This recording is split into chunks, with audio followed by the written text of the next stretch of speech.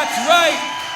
Ladies and gentlemen, it is live coming to you. Welcome to UCW Fool's Gold. An amazing event. I, of course, am General Manager Marcus, and I'm excited to once again be here to be part of this incredible event. Now, we do have quite a few people who are looking for, I guess, revenge, payback maybe, from our incredible 15th anniversary show that happened last month. How many of you guys were there at the 15th anniversary show?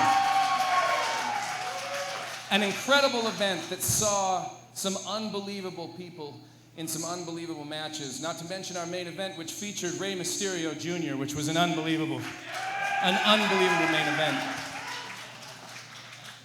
But tonight, at Fool's Gold, even though it is April Fool's Day, there is nothing funny about the fact that I have made it that every belt in the UCW's roster is on the line tonight. That's right, every single belt. Our title, our women's title, our tag titles, every single one of them are up for grabs. And there's nothing funny about that. See how I did the little play there?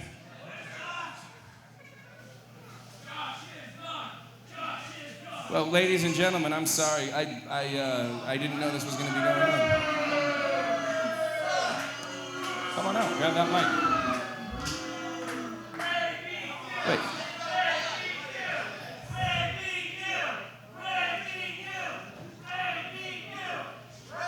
Gentlemen, ladies and gentlemen, I will welcome to the ring the 801 District. You guys kind of made it known how you felt about that a second ago. I don't know why you guys are here, but please. Well, with this being April 1st, Fool's Gold, you just said that every title is on the line tonight, so Los Mochi Paco and I would be the Ultra X champion and the UCW Zero Heavyweight champion. We have no problem with that. And as a matter of fact, I would like to honorably defend my UCW Zero Ultra X championship against Dante Acosta.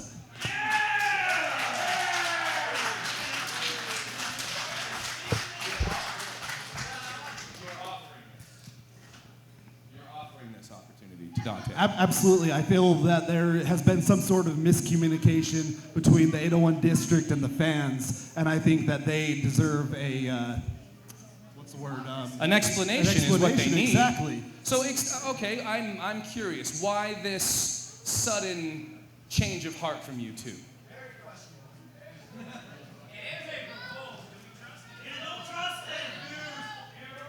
Let me explain something to you guys. So, you guys aren't quite fond of Josh Damien, right? So a quick little story is a few months back, Los Mochi Paco and I, we knew that we were going to be wrestling Rey Mysterio. And, what better way to go out than to, end our, retire with such a, memorable match. So Josh Damien kind of tweaked things around a little bit within our contract, and he said that the only way that we can renew it is if we did some certain things. Where's Castle at? God, we hate Josh. So you're telling me that now, and ladies and gentlemen, I know that this sounds ridiculous to all of you. I know this sounds like an April Fool's joke, but in light of what I have recently found out about former President Josh Damien, I knew that there was corruption in the UCW locker room, and if you're saying that this is absolutely true, then I will give you the opportunity tonight to prove yourself and defend this honorably. And as for you, I believe you should do the exact same thing.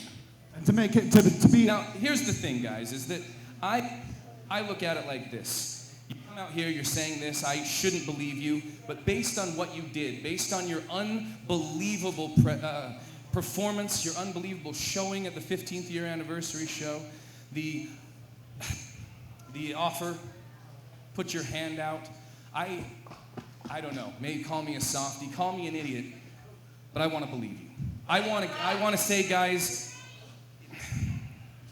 I believe that the old 801 District is back. And ladies and gentlemen, I would like to welcome them back, and I would like you to give them their trust. Please welcome back the 801 District, free from the reign of former President Josh Damien. Now, I think that keeping it... And what is this? Martin Casals with a sneak attack. Junior X into the pole, and what is this? Casals full head of steam. Oh my goodness, he just drove the head of Paco into the mat. And Fool's Gold off to a hot start. And maybe Paco and Junior X have a change of heart, but it's quite obvious that Martin does not feel the same way.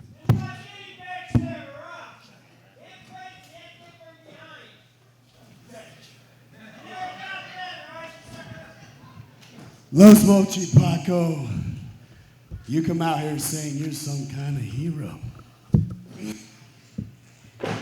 Like these people care what you think. I tried to be these people's hero. I went to WWE Tough Enough and represented UCW and Utah.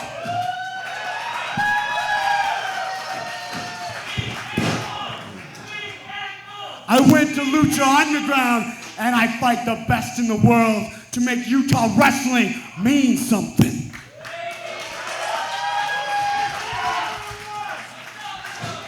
And you guys don't give a shit.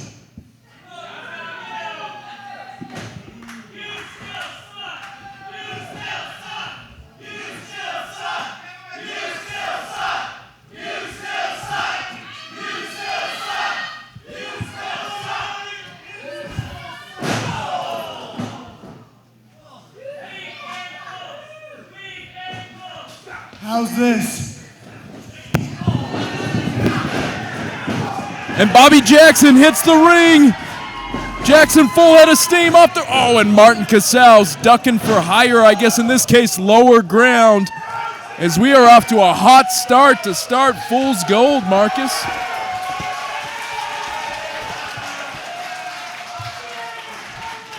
I am actually still kind of shaken up from what just happened. I was not expecting to run into...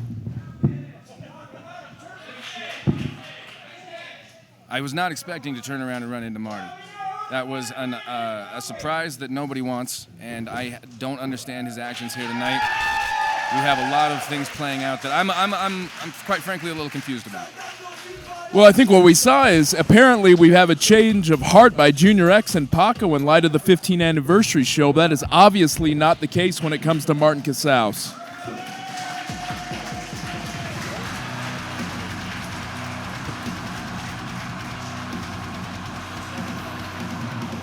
And those two gentlemen, the Ultra X and the UCW Zero Heavyweight Champion, they claim they will both put their belts on the line tonight at UCW Zero Fool's Gold.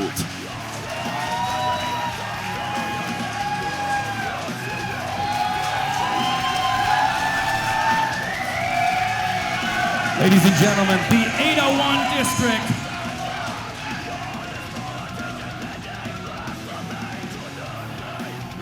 I apologize for that interruption. I was not aware that we were going to have anything like that happen.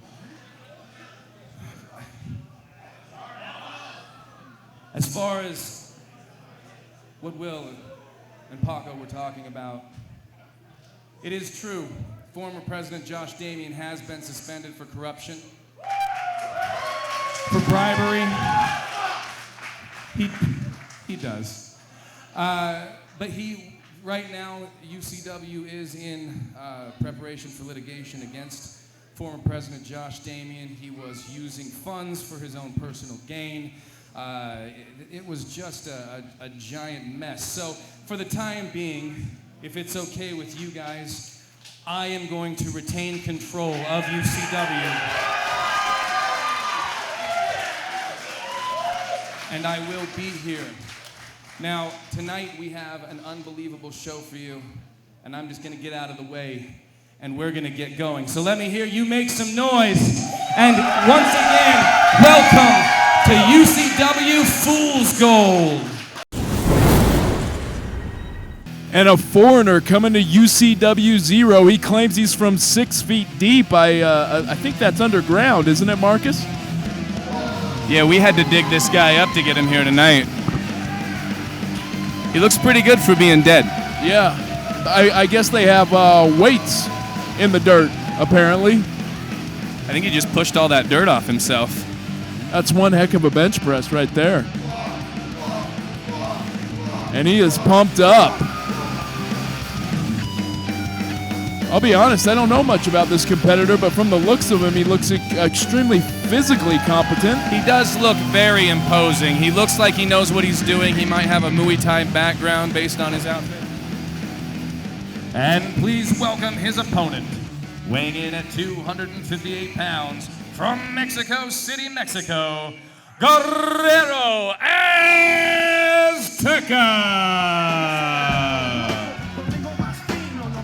Now, in contrary, I know quite a bit about Guerrero Azteca. I've been in the ring with Azteca on multiple occasions.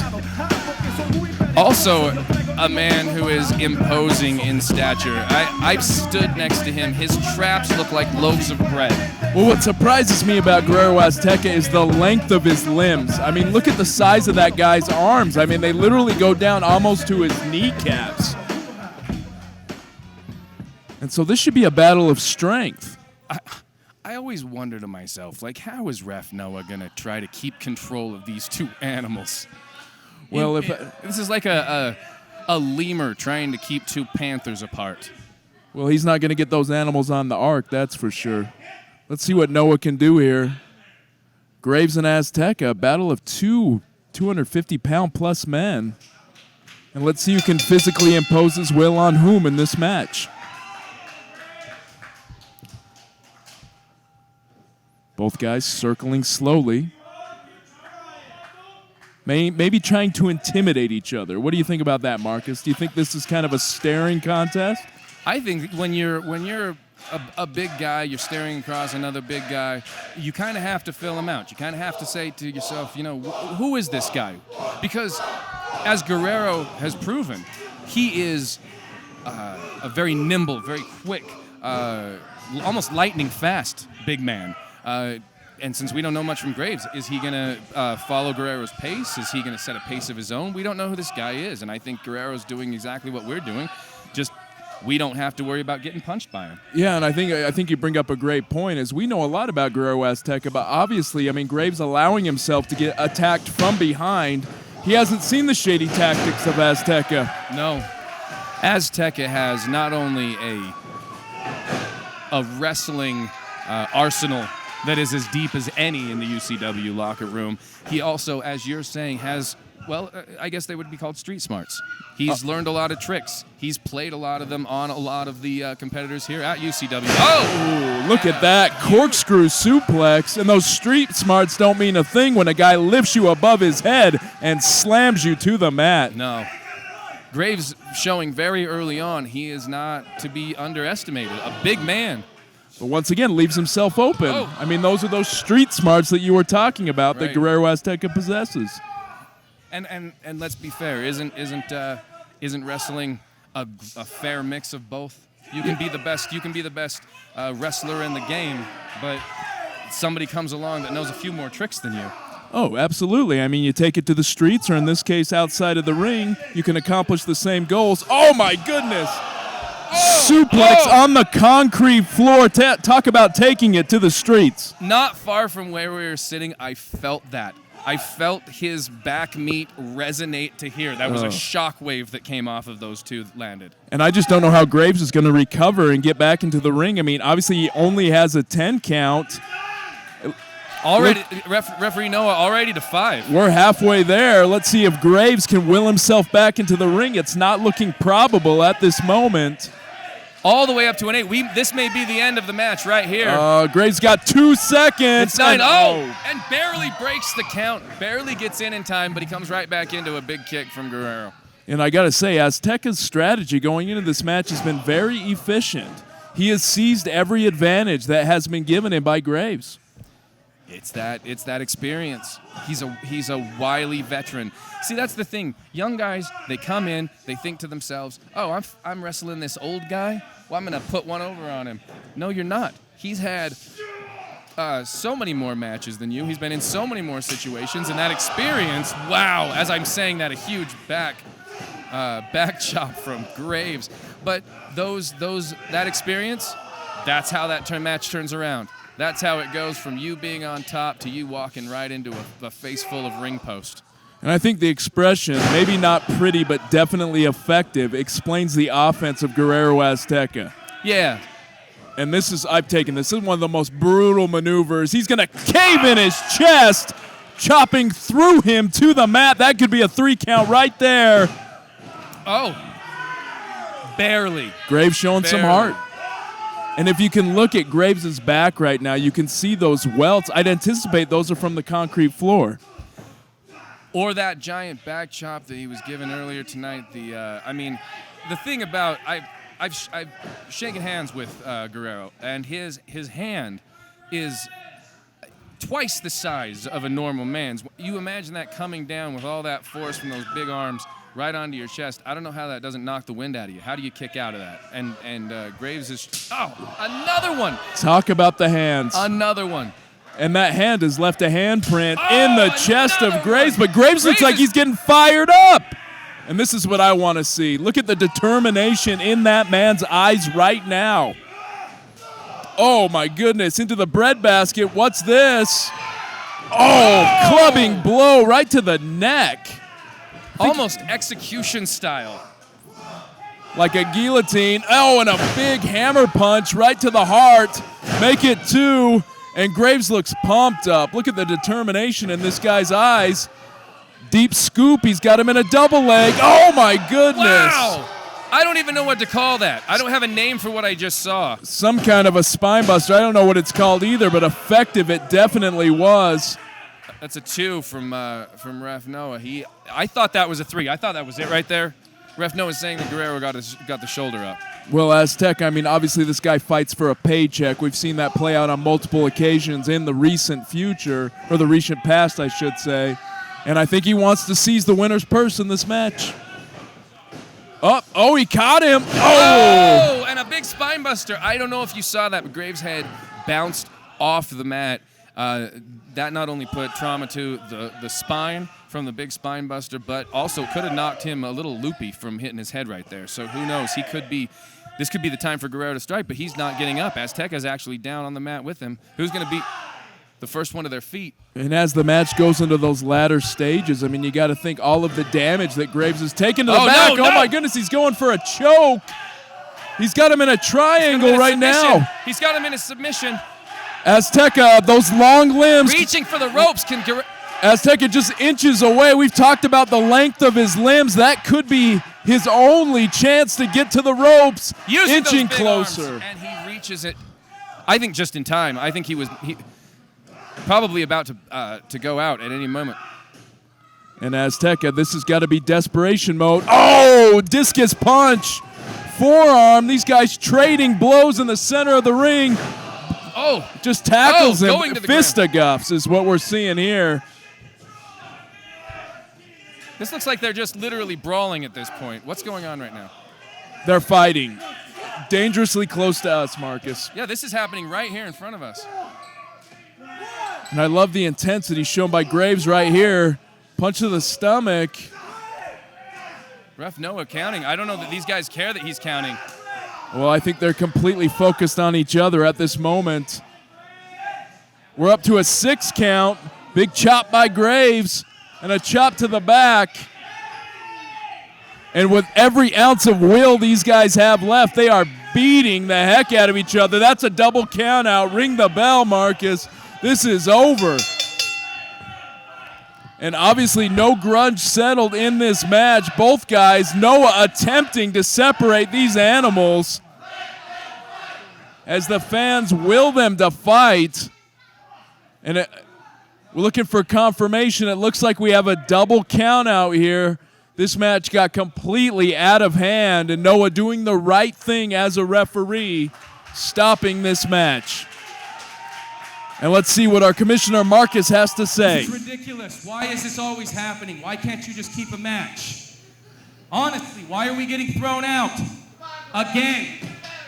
I know this.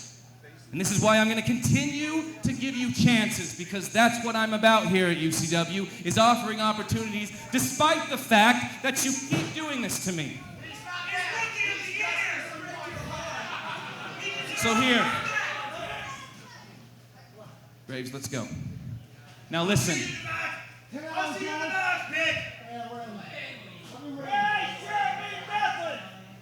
Listen, I am going to give you an opportunity, okay? I hope you accept it. It's a match coming up at our show on May. I think you might like this. Now hear me out. It's a match happening at our May 6th show at Cypress. Cypress High School show coming up on May 6th. It will be you in a match against the 12-gauge order.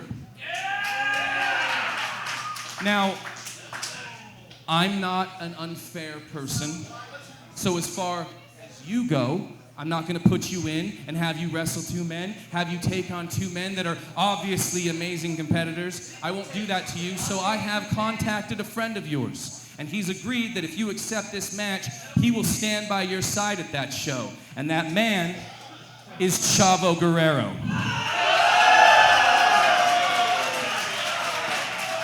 So I want to know right now from you, do you accept you and Chavo Guerrero versus the 12-gauge order at the Cypress show in May 6th?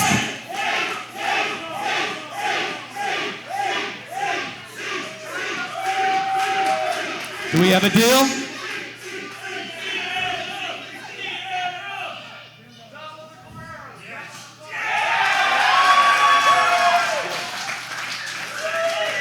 That's a smart decision, ladies and gentlemen. Guerrero has just made.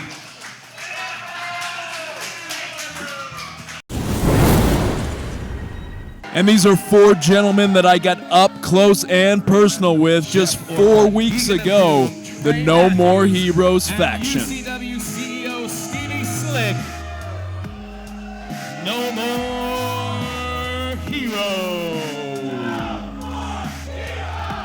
And a very interesting mix of youth, of experience, and a lot of bad attitude. Jeff Orcutt, Adin Reyes, Trey Matthews, the Deacon of Doom, and Stevie Slick.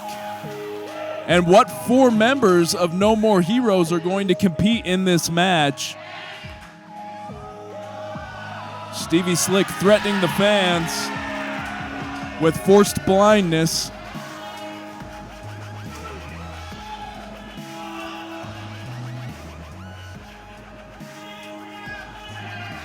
And welcome their competitors, weighing in at a combined weight of 932 pounds, the team of Odwin, Leo Wolf, Tony Nova, and Malachi McClure.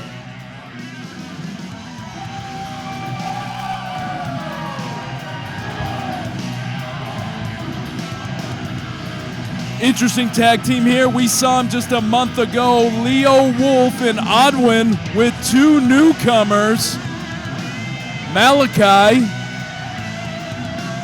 and Tony. Now, Odwin and Leo Wolf, obviously some experience teaming together. This is the first time that I have ever seen Malachi McClure and Tony Nova, another newcomer here in UCW Zero. What an interesting sized team. They go from Odwin to Malachi McClure. They look like somebody has a full cell phone service. Yeah, good point. All four bars. One obviously got the better end of the gene pool when it comes to height. I can definitely sympathize with Malachi. But you know what? And there's one thing I've learned time after time, not only being the general manager here, but also being a former wrestler myself, a big fan, having watched many shows. You never count out a little guy. And you can't judge a book by its cover, as that old expression goes. Yeah. And we'll see what Malachi McClure brings to this fight. Now look at this face-off right now. I mean, if I'm standing across from... Oh my! Now, if I believe that the leading man, Trey Matthews, literally just spit in the face of Tony Nova. And how do you react with that? React to that? That's how you react. That's how you to that, react, right- with a right punch to there. the face. Now, if you look in here right now, Odd One does seem to be basically The guy's a giant. There's no other word for him. He literally is a giant. If you've ever stood next to Odd One, and I've had the pleasure of standing next to him on a sunny day, when he casts enough shade for 3. Yeah, the Viking warrior, Oddwin, straight from the Nordic region. I mean, this guy, he's big, physically imposing, and when he gets that mean streak, when he taps into that next level, that man is dangerous. Yeah, I wouldn't want to make him mad. No More Heroes looks like they're headed for lower ground, the safety or sanctuary of the outside of the ring right now. But again, you cannot count out the fact that at any given time, No More Heroes does outnumber these other guys by 1. Now, of course, at any given time, that other one could be perhaps CEO Stevie Slick, which Maybe he counts like a 0.5. more of a decimal point. Maybe a 0.3 for rounding down. And look at Malachi McClure. is almost losing his mind. I would not want to be in the ring with that man with a look on his face. Look at him. He looks like he is raring to go. And Stevie Slick looks like he is upset. Tie up in the center of the ring. Let's see what this Malachi McClure brings to UCW 0 in his first shot at action here in UCW. Well, when you're the new guy, how do you feel when the first guy you've got to try to punch in the face is, well, Stevie Slick. your boss? Yeah, well, that's a good point, but I think he's got 3 partners in crime who are going to give him the moral support he needs to punch his boss in the face. Not to mention a packed crowd who wants anybody to punch Stevie Slick in the face. Oh, and a big scoop slam. Oh, and that big bony shin coming down across the collarbone of Malachi. And I think he avoided most of the contact and Stevie Slick, with fear in his eyes, makes the tag to Jeff Orcutt. Orcutt, I think the undisputed leader of No More Heroes, if they care to admit it or not, trying to psych up himself, psyching his team, and look at Oddwin, just catches him with ease, drives him into the turnbuckle. Oh, look at that. Oh, my goodness. Huge. Bringing the Thor hammer down to the chest of Orcutt. We were talking earlier about Azteca's hands. Oddwin's hands, they're not even hands. They're like Frying pans. you ever go to one of those amazing like diners, and they give you that ham steak that's as big as the plate? Yes. That's his handprint. I'm salivating right now. Right. I'm salivating. He's a huge man. Oh, the ring shaking with the weight of Oddwin. Jeff Bouncing Orcutt's down got to upon make a tag, but Oddwin making a mistake here. Do you see the space he gave to make the tag to the Deacon of Doom? And the Deacon of Doom, again, experience. If there's one guy here who has been The right jab having no effect on Oddwin whatsoever. I was just going to say he's about to have a bad experience. There it is. That's running into a brick wall. And Now, it didn't work. If you look at Oddwin and you look at Leo Wolf, these two gentlemen look like part of a Viking horde that would be coming at you through some snow-swept mountain battle, carrying axes and pieces of trees as weapons. Their follicle development is very impressive. I'm very jealous of it. Oh, the leading man, Trey Matthews, up top trying to now. get some leverage, looking for an arm drag, does not work. I don't know when people are going to start realizing that a man like Oddwin does not. These don't work on him. Well, I mean, he tried to use momentum. I'll give the youngster some credit, but momentum versus leverage and That's what you power, get. that's what that equation equals out to right there. A lot of people don't know this about Oddwin. Most of the things he's wearing, he killed. I'll take your word for it. Right now, it looks like he's going to kill Trey Matthews. Yeah, and next week he's going to be wearing him as an armband. He's going to pelt that young man.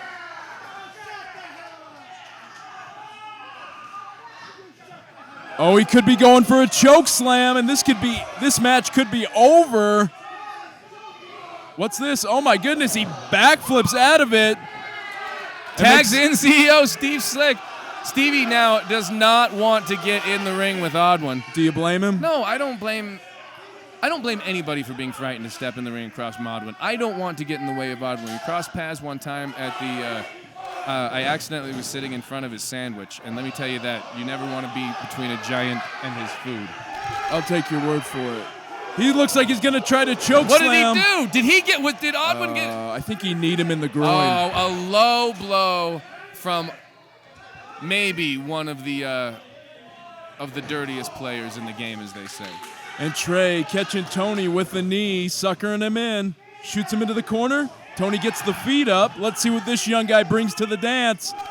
Oh, nice missile drop kick. A huge missile drop kick from this newcomer, Tony Nova. And I love the fire in this young man. He is pumped up, but you got to seize this opportunity. You see, he gave him too much space, gave him too much time. And a nice maneuver from the leading man. That's why they call him the leading man. With moves like that, he's going to be put right in the front and center of every scene. A corkscrew bulldog-like maneuver, seizing the opportunity, seizing the space that Tony allowed him. And now Jeff Orcutt on the offense. And I love this maneuver. I mean, say what you will about Jeff Orcutt, say what you will about No More Heroes, but when you got the man down, grab that hold, work that body part, seize that advantage. Oh, and a nice high knee from Jeff Orcutt.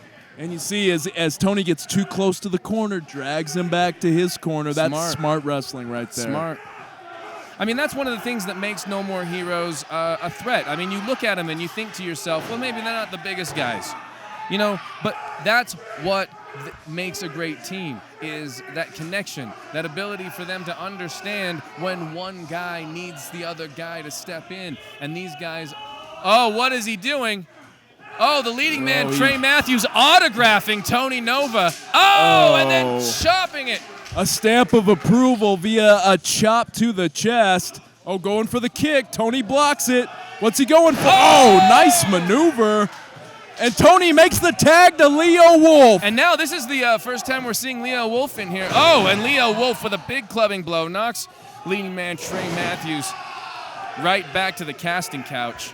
Oh! 3 big forearm clubs. Again, I'm looking at these two. I'm looking at... Oh, and now Odwin and Deacon of Doom getting into it on the outside of the ring. What's going on over here? Inverted atomic drop. Beautiful maneuver there. Kicks him in the face, and nice back elbow. And it's hard to follow this action. Looks like Odwin is beating up the Deacon on the outside of the ring while Leo Wolf taking care of Trey Matthews inside the squared circle. And I don't understand. Oh, no! And He's got a chair. Slick. Ref completely distracted. Oh, no, and... What's this? Oh, in the ring! Pop-up flapjack! I think he was trying to... Adon Reyes, oh my goodness. Did you see that? Adon Reyes just kicked Tony in the groin in the middle of the ring. Big forearm bar Orcutt. And look at the cutter. What a maneuver. I'm confused. I've been watching the action on the outside. I don't know who the legal man is. Oh my goodness. Trey Matthews off the top. The referee. Phoenix splash. 1, 2, 3. No, there's been a travesty here.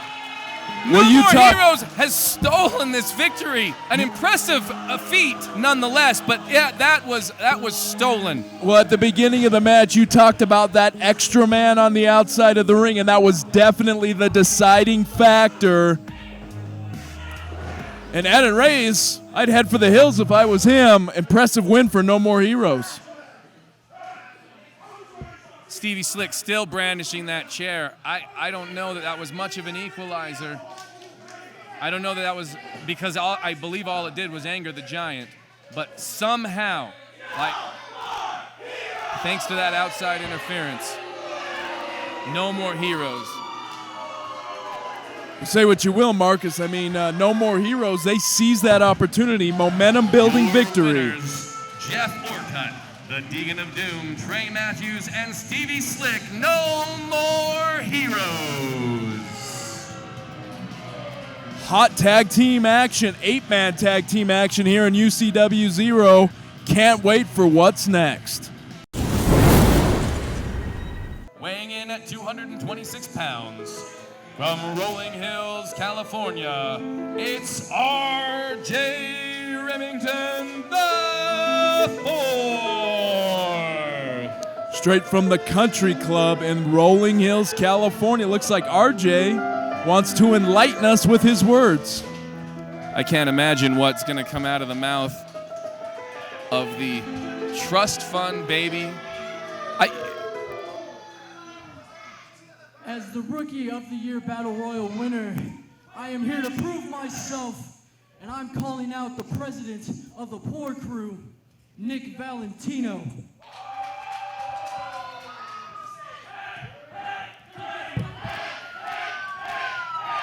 And you got to admire the kid's guts. I mean, RJ Remington IV, he says he wants to call out Nick Valentino.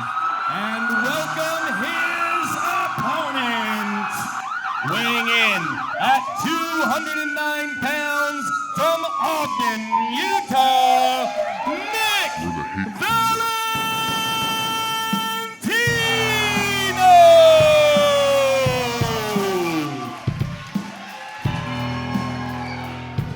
And say what you will about RJ Remington IV, but quite of a valiant challenge. I mean, he's calling out Nick Valentino, one of the most brutal fighters, not wrestlers, fighters here in UCW 0. You described it perfectly. There is nothing pretty about what Nick Valentino does to his opponents. There was nothing pretty about what happened to Nick Valentino at the 15th anniversary show. That was, It was brutal. an unbelievable beating. RJ Remington? The fourth. The fourth. The fourth. The fourth one. Nick stopping by the announce table to ask what his competitor's name was. That's how much. That's how much he knows about this RJ Remington, the self-proclaimed Rookie of the Year. I mean, he won the Battle Royal, but Well, I guess that's a thing, you know. but does one match define your entire year? I guess we're going to find out. I guess we're giving him an opportunity to prove what kind of year he's about to have. Well, it definitely was and it his looks biggest victory to date. It looks like RG got him with a hand buzzer. I guess he was trying to play a. April Fool's jokes gone bad. You know, I think this is a good example why they don't build nice country clubs in West Valley City. Oh my gosh. Another giant slap from Nick. But now, I mean, it looks like RJ might be turning it around. Spoke too soon. Oh, that hurt me. That hurt me. Oh. That'll quiver the liver right there. I'll tell you Ouch. right now, the sound of that alone is enough to curl your toes. I mean, that's just brutal. The crowd chanting their approval. Nick RJ Valentino. Remington's probably rethinking his strategy right now. Maybe he should have called out, like, anybody else. Legitimately, anybody else would have been a better idea for RJ Remington. Well, here's the thing, right?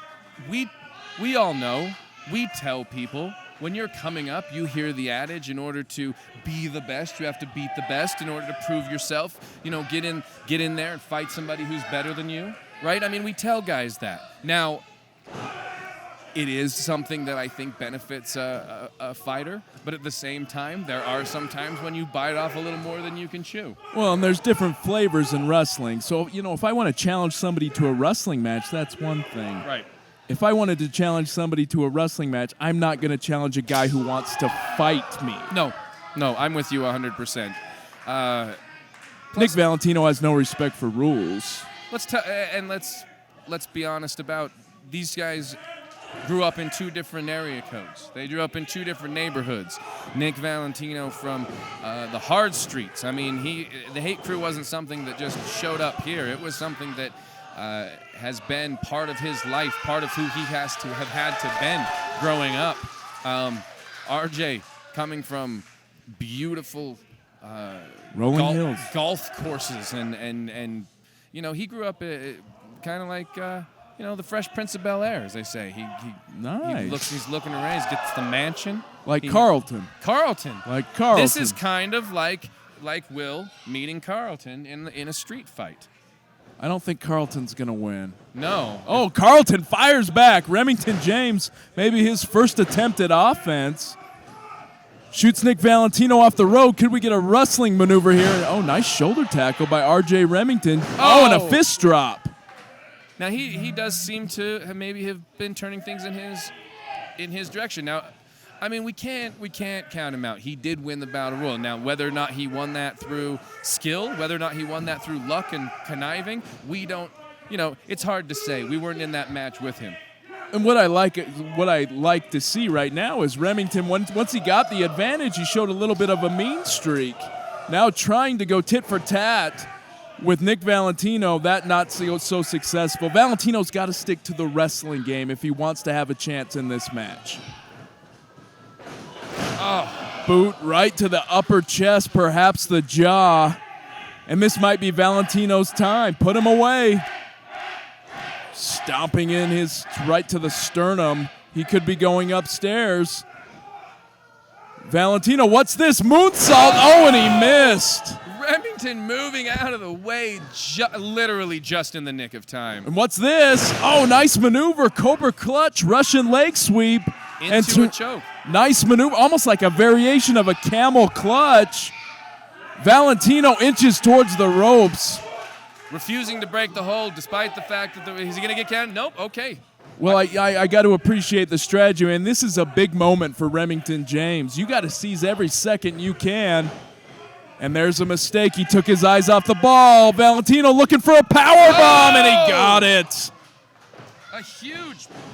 And 1, 2, it's academic. Valentino makes short work of R.J. Remington IV.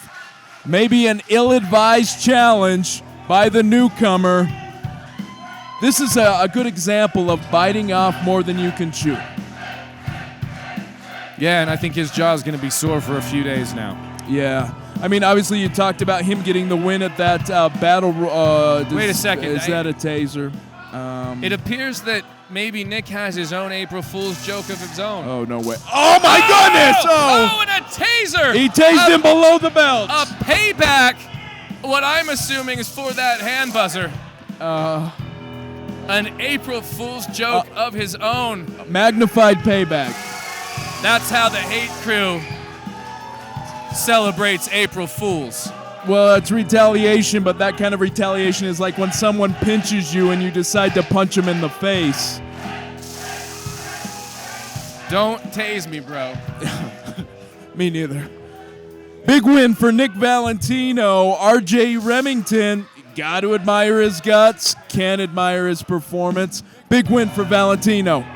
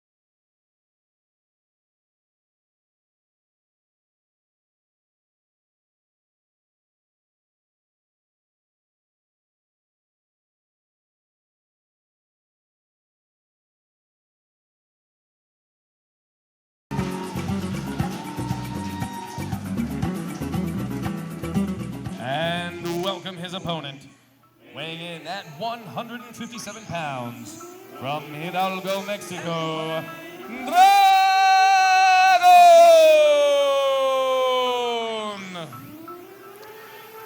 I don't know about you, Marcus, but I'm hoping to see some lucha libre style wrestling action here in this match. Two luchadors, as we call them. I'm excited. Dragon. Dragon. They're chanting his name. And the fans have already picked their favorite. You know,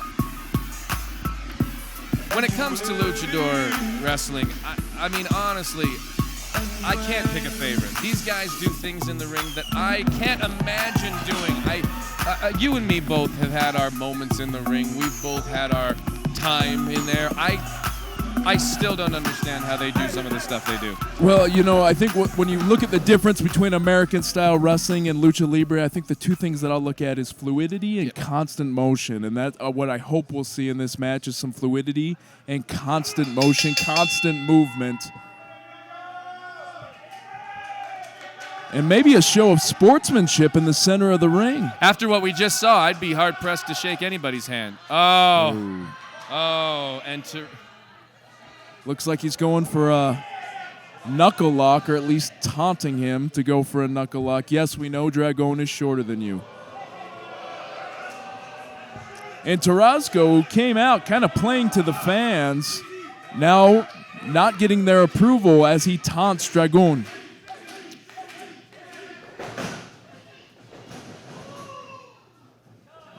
Maybe Dragon trying to throw him off there, tie up in the center of the ring. Nice takedown. You know, and there's one thing that I've noticed whenever I was in the ring with a smaller guy. They are really hard to keep. I don't know if you've ever. I don't know. I don't want this to come across offensive to anybody, but tried to like wrestle a pig. Not often, but I can imagine doing so. They have small center of gravity, right? They're wiggly and they're and wriggly. They squeak. Right. So I would, not that I have a lot of pig wrestling experience, but I have tried to hold on to a smaller competitor from time to time, and they wriggle right out of your grasp as much as I can kind of imagine that it would be like in wrestling a greased up pig. Well, and as you bring it up, I mean, obviously right now, Tarasco has not been able really to get a hold of Dragon. Went for a moonsault, missed, and Dragon rolls on the mat. Okay. Both men sizing each other up, trying to figure out what's going to work against the other man. And when it comes to the lucha style, most of these guys trained, in many different offenses. Yes. They can pull out 3 or 4 different styles on you without even thinking twice about it. So right now, I think they're just trying to figure out which style is going to work best against the other man. And when it comes to Lucha Libre, it's not countering their one move. It's countering the counter of the counter, because these guys are constantly moving. They're constantly thinking. And as you see right now, I mean, they are going move for move here. And it's like anticipating 2 or 3 moves ahead. That's the way you get an advantage in a Lucha Libre style match. It's like colorful speed chess. What's this? Oh, no! Spinning Frankensteiner. Nice maneuver by Dragon. Takes him down, and that's the first big move where we've seen that Dragon really got Tarasco and was able to use leverage and momentum to throw him to the mat. Tarasco stops him in his tracks. What could he be going for here? I can't. Hurts. And that's what the bigger guy needs to do. Try to keep Tarasco down. Try to keep him on those ropes, backpedaling. And now taking time to taunt the fans. I don't know if that's the smartest move against a guy like Dragon. What's this? Oh, went for a crossbody. Falls on his face. Oh, you know what? Sometimes you go big and you end up going home. Yeah, exactly. Sometimes you do both at the same time. Well, they don't call it high risk for no reason. I mean, whenever you spring off those ropes, I mean, you can trip, you can fall. You know, and here's an interesting point. I always hear people look at a move like that and you go, look, he went for something like that and he screwed it up. But you got to figure like this. In a fight, you don't land every punch you throw. You don't land every kick you throw. Those aren't screw-ups. Those are attempts. He went for an attempt at a maneuver against his opponent that if he had landed, it would have been devastating. And unfortunately, that's the way the fight goes. And at this point, he has rolled out to gather his thoughts. And he may end up getting counted out if he doesn't gather them quickly. Yeah, well, it's high risk, high reward. In that case, it was high risk, no reward. In fact, it cost him. And now Tarasco trying to gather himself, maybe trying to regain his composure. But he's got to pay attention. Dragon goes up top. Oh, plancha! To the ground, outside the ring here, almost into the front row here at the UCW Center. Unbelievable. Well, Tarasco, he took his eyes off of him. Caught a crossbody to the outside of the ring. Maybe Looks like Dragon getting up with a slight limp. Whenever you go off the top rope to the floor, that is bound to happen. Like you just said, high risk, high reward. That hurt his opponent, but it might have also hurt him as well. I mean, you can see he is noticeably limping right now. Oh, and just a push.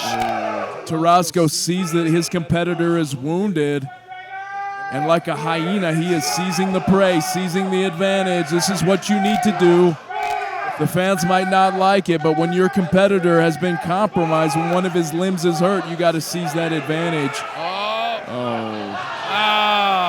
And an April Fool's joke they fell for it. He got him.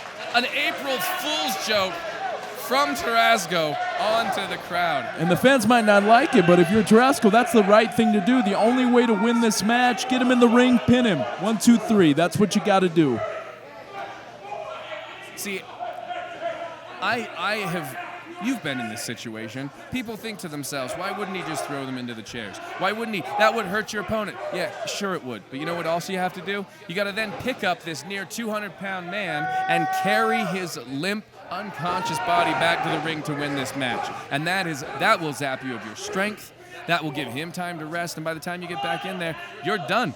So thinking smart, Tarasco just gave himself the advantage here. And absolutely. And I mean, when you're a new competitor in UCW Zero, you're trying to get as many notches in that win column. And the notch that matters is when you pin a guy in the middle of the ring. Yeah. And at Tarasco, if he wants to move up the rank, if he wants to be a competitor for the Ultra X belt or perhaps the heavyweight title, in any future, he needs to get wins. He needs to get W's. And the way to get that done, center of the ring. I know, as the general manager here, I do not go out for cheating. I don't like it, but I'm with you. The ultimate goal here is you are given opportunity, and when that opportunity comes knocking, you need to answer it. Some guys answer it one way, some guys answer it another, but all of them need to step up to the plate. And right now, both of these men are showing what they're made of. And I like the mean streak being shown by Tarasco. I mean, initially in this match, he was trying to go tit for tat, and he kind of fell into that trap of going to that lucha libre style. You'll see now he's going fisticuffs, and that's what he needs to do to gain an advantage on Dragon. Dragon, he just hasn't been able to put together an offensive combination that has yielded significant benefits for him. He's almost being bullied by the larger Tarasco. He's almost being, cornered. Yeah. He's caught the pig. Yeah. I mean, to go with the analogy, he's caught the pig. He's caught the pig. Is it enough to end this match? Because he has not, though, however, been able to put Dragon away. Well, and you've also seen Tarasco kind of toying with his competitor a little. Don't mess around with that. When you have this advantage, go for it, and you need to seize This is it there. This could be an opportunity. Opening. Dragoon a little bit slow to get on the offense. Well, he might. He's taken a beating. Yeah, definitely He's compromised. taken a beating. Oh, and another big chop. Dragon needs to get on his bicycle. He needs to get on his wheels. That's where he's at his best. Cross body. Oh. Almost a 3 count. He's got to put 2 or 3 moves together here. Lucha Libre is all about combinations, about stringing together impressive maneuvers. Get Tarasco backpedaling. That's what he needs to do now. Flips him over Snapmare style.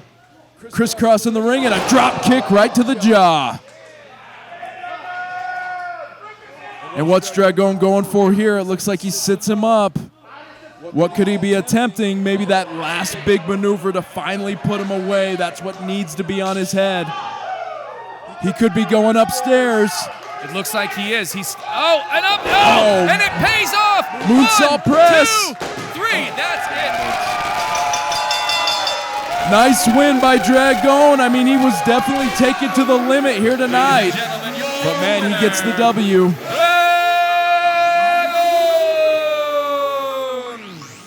Big victory for this new guy. I mean, I think this is probably his biggest singles victory here in UCW Zero. Did not come by easily. He was able to kind of shake off that leg injury and hit the big moonsault from the second rope to put Tarasco away. Big match for Dragon. that's what we're talking about. You can't ever count that smaller man out. You don't ever know when that opportunity is going to present itself. And I've heard it said, it's been said to me, I've said it to men myself, the largest muscle you need in this ring is heart. And that heart was on display here tonight, and it did drag on well, getting the W here in UCW 0. Welcome first, your challenger, hailing from your girlfriend's house. Weighing in at 1 ton of awesomeness, it's Dante Acosta! And perhaps my favorite wrestler on the UCW 0 roster, a former Ultra X champion, that being Dante Acosta. I look at this guy and I see promise and potential. This guy's got a lot of heart and he's got a lot of skill, and this could be a big match for him tonight against Junior X. And your Ultra X champion, weighing in at 188 pounds, hailing from Salt Lake City, Utah, he is Junior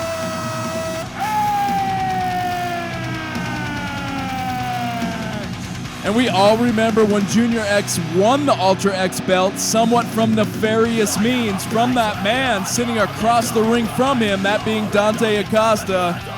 Dante Acosta could be looking to reclaim his belt if he gets the win against Junior X, but it is not going to be easy, Marcus. Not at all. This is nothing about this is easy. Both of these men, so much redemption on Dante's mind right now, as well as on Junior X's. Junior X is standing there wanting us to believe him that he is back here for the right reason. He is standing across the ring from Dante with honor on his mind and good intentions in his heart. It's going to be a battle. Well, I love that word that you use, redemption, because I think when you think of Dante Acosta's perspective, he's looking at redemption, and that's that Ultra X belt. But when you look at Junior X, he wants to be redeemed by the fans by asking them, essentially, to accept his apology. Tie up in the center of the ring, and I'm hoping that we get a classic athletic-style contest here for the Ultra X belt, because that's really what this belt should be all about. Well, and what this matchup is tonight is two men that have a lot to prove. Not only a lot to prove to each other, but a lot to prove to themselves and a lot to prove to these people here tonight and the people watching at home. These guys are in there to make sure that their place is solidified and their legacy is remembered for what they want it to be. They're trying to define themselves tonight. This isn't just about fighting and for a belt. This is about the reputation of each of these men. Yeah, I mean, you got to prove it to yourself. You got to prove it to the fans, and probably most importantly in this match, you got to prove it to your opponent if you want to be that Ultra X champion. Agreed, 100%. And the Ultra X Championship belt has meant a lot. It's always stood for athleticism. It's always stood for heart. It's always stood for the underdog, if you will. I mean, it's been a belt of that has not only defined champions, but has been defined by the men that have held it. Yeah, and it's probably the most consistently defended belt in UCW 0. I mean, if you are the Ultra X champion, you are a guy who is defending that belt once, sometimes twice a month. It is not not an easy belt to win. It's a harder belt to defend and to keep. There's been times when it's been defended twice in a night. I mean, these guys are never resting. They are not always told in advance. In fact, Dante had no idea going into tonight that there was any chance that Junior X was going to show up tonight and offer him the opportunity to get this belt. I mean, he had to just be ready to go. That's an unbelievable pressure for any athlete at any time to know that you just have to, be able to step into a championship match. And, another thing I love about the Ultra X belt is you can tell that belt is coveted because both guys with that pinning combination, they are actively trying to win this match. That is the key, is to get the 3 count, get the win the belt. Nice shot right to the stomach by Dante Acosta. Stops Junior X dead in his tracks and then takes a front face lock. These are so smart. People I know that people who don't understand the psychology of a fight might not understand. They want to see people running and moving fast and throwing all the punches. But the fact of the matter is, when you're in there with a man and you know that somebody like Dante, somebody like Junior X, who can go and go and go, sometimes you need to wear them out. A great way to do that is to grab a hold. It also gives you an opportunity to catch your breath, especially when in this situation, you don't have a time limit. You know it's not 5 minutes till you get a timeout. You're just going till the other guy beats you or you beat him. That's how we do things. Yeah, exactly. And you're not letting the other guy breathe. You're not letting the other guy win. We just had a 3 count. We just had a sunset flip. Junior X, you saw that. Ladies and gentlemen, your winner and new Ultra X champion, Dante Acosta! And you saw that Dante was able, I think on the sunset flip, he got his feet over the shoulders of Junior X. I don't think Junior X was paying close enough attention. This is shocking, but we have a new Ultra X champion. Both Bobby Jackson and Nick Valentino in the ring to what I assume is congratulate Dante Acosta on becoming the new Ultra X champion. Well, I don't know. I think we have another story playing out here. I think Dante Acosta might have hurt his knee or perhaps his leg on that sunset flip attempt. I mean, I didn't see the guy come up lame, but it's quite obvious right now that they are attending to him from a medical standpoint.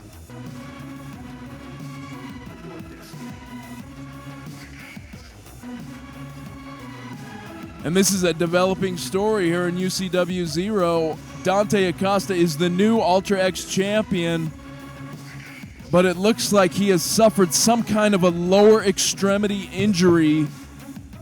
And that's just from looking at what's happening in the ring. I believe he hurt his leg. This is a developing story. We'll have to get back to you, folks.